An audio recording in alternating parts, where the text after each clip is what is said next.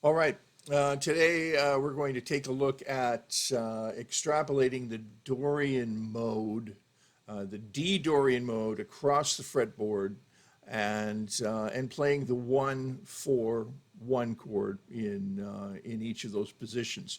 Now, why the 1-4-1 chord progression or plagal progression? It's because it should help solidify in your mind what the harmony of the Dorian mode is about. So when we say 1-4 in Dorian mode, it's a 1 minor to a 4 major, right? Great, great sound, super common. You've heard it a million times before. And when you're practicing your scales and taking them across the fretboard, it's always a really good idea to put those chords those scale tones that you're playing together with a short chord progression. In this case, a 1-4-1, to remind you of the sound of the scale and the quality of that scale, to sort of kick your brain in gear for that tonality, if you will. Okay, so it's a good plural practice idea. So let's start in with that. A Dorian mode is 1-2 flat 3-4-5, and then major 6 and flat 7 and 1. Okay, so again, if I do this in open position, 1-2 flat 3-4-5, major 6, making it a bright sounding minor mode, flat 7, and there's our root, right? So let me play that again.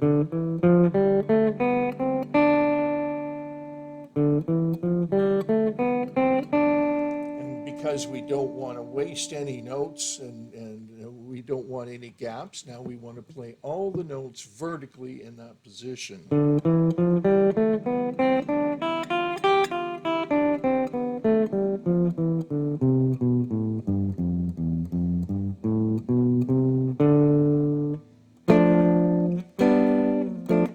Or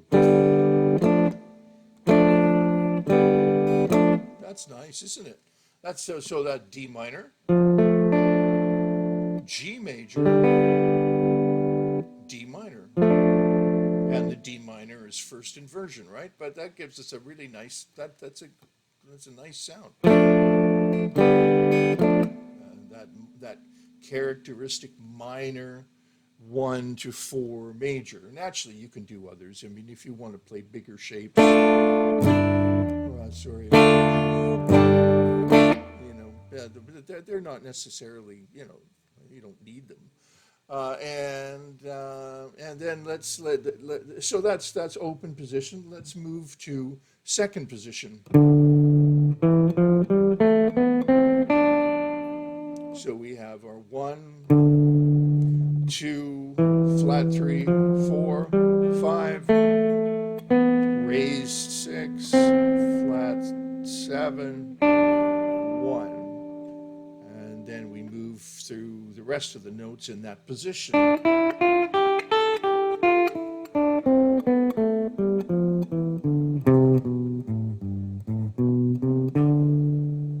Right, and then let's figure out a nice major minor. So how about we can use the same minor here, right? Yeah, that works okay.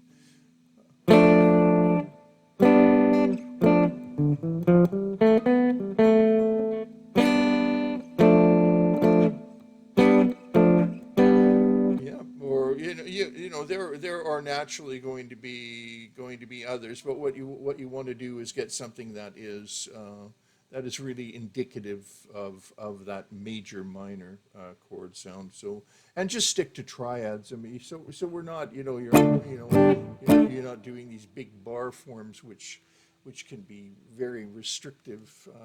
So let's just go to play that Dorian again. I'll just do it slowly.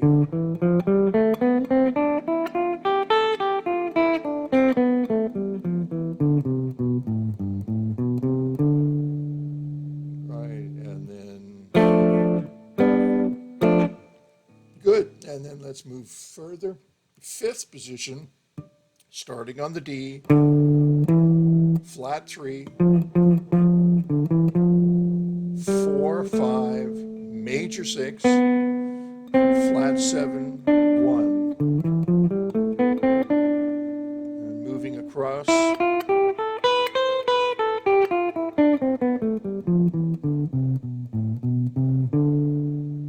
And then, minor. Well, we could do this one.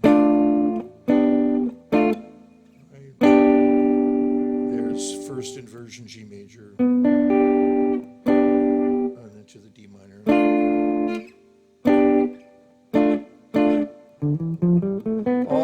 All of these, you can of course move across the fretboard chromatically too, right? But right now we're talking about linking up in laterally across the fretboard in one key, right?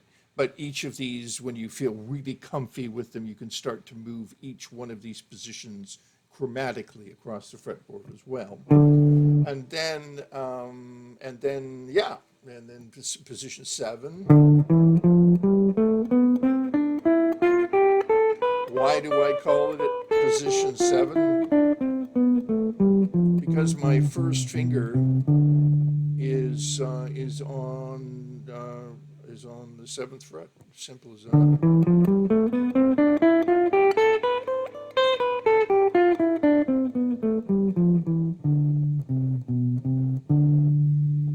Okay, and well, let's see. What do we do? Well, I guess we could do G like this.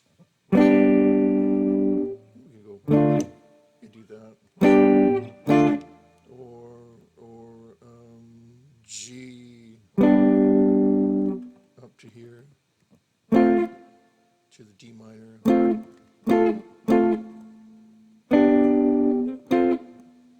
Or minor 7's fine too. Nah, let's keep it triads. I'm sorry. That's nice one.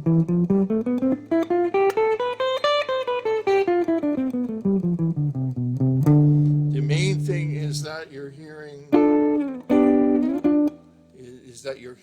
the sound of that mode, right? That's just getting locked into your brain.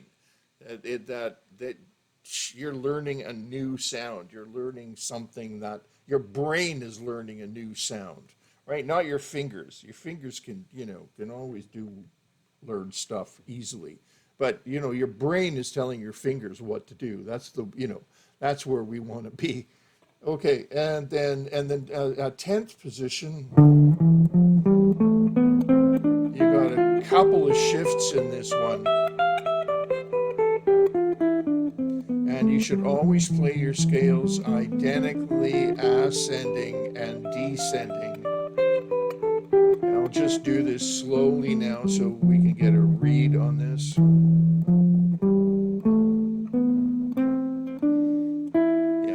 Yeah, ascending and descending always identically.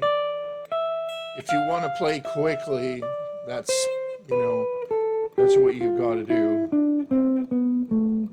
And do that about 100 times, right? You notice my baby finger comes to push me into position 9, right? And then I'm up to position 10, pivoting on my baby finger.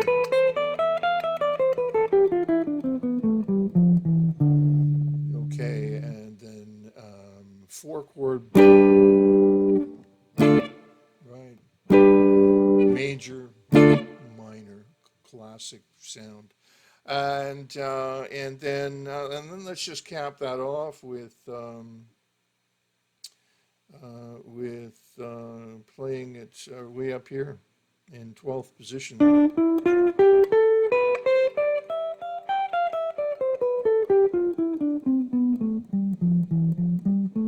So we've taken it across the entire fretboard, and all of the positions are vertical positions. That's a really good beginning, and you've got a 1-4 progression. That characteristic 1-4 progression, which is a 1 minor to a 4 major, that characteristic to the Dorian mode. But beyond that, I think what would be a very clever idea is to begin to think of it laterally as well. And we're just going to explore that quickly. So rather than just playing everything in vertical positions, take one string and play the scale on one string. When you run out of fingers, shift. And so that should work there. So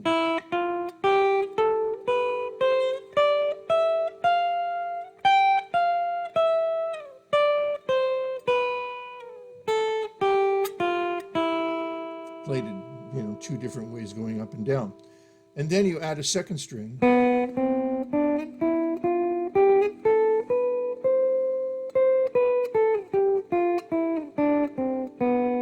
Very different than approaching them like this, right? So where you're doing laterally, and then once you've got up to 2 strings, then start to do some shifts across, string crossing, right?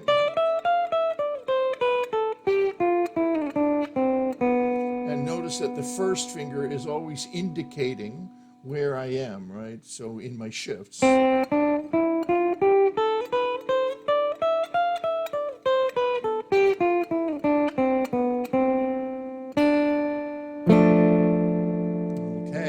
now, and then we would do the same thing on string 3. I'll just go that far, string 3.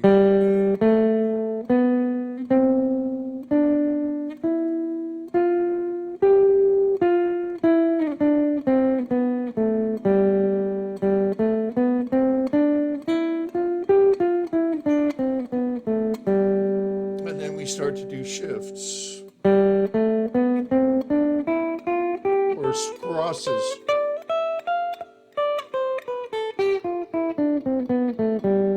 Right? And wherever you are on the fretboard, you should be able to move down vertically as well.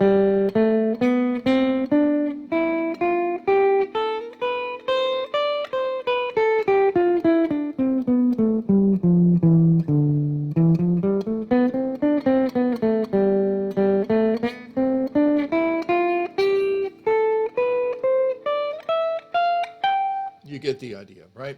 So what you're doing there, we could do a whole session on that, but what you're doing there is you're taking your first position, your position finger, your first finger, your index finger is your position finger, and you're shifting into these vertical positions, but you're doing it laterally. You're connecting the whole fretboard laterally, so you're never stuck with like what is, where am I? You'll get by that pretty quick by doing this exercise, and also when we analyze modal playing. It's quite different than approaching things from a 2-5-1 kind of perspective where you're playing songs that have the 2-5-1 progressions all over the place, or just a more traditional approach. Because then you can play. In situations like that, you're playing over the chords, right? But when you're in a modal context, you're not playing over a bunch of chords. you are really thinking melodically and trying to define that modal that mode's sound, that mode's characteristics. And in order to do that effectively, you're going to have to get all across the fretboard and feel super comfortable with everything on the fretboard. All right, so I think that's a good place to start. And if this was a help to you, let us know. Subscribe or like is all very helpful, and give us some comments. If you want us to answer some questions, whatever, just let us know. Okay, thanks for stopping by. That's a bit of a look at the Dorian mode in the key of D across the fretboard laterally and vertically.